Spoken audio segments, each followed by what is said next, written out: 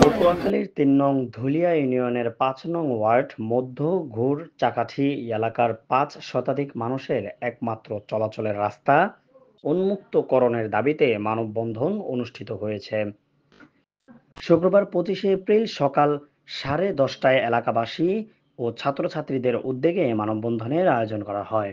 মানববন্ধনে উপস্থিত ছিলেন কাউসার হোসেন গাজী, আরিফ গাজী, হানিফ গাজী, সাব্বির হোসেন অনন, নাইম শিকদার, তারেক, হাসান, বেল্লাল, মুসলমান, লিমন, মিজানুর রহমান ও নাসির হুজুর সহ অনেকেই।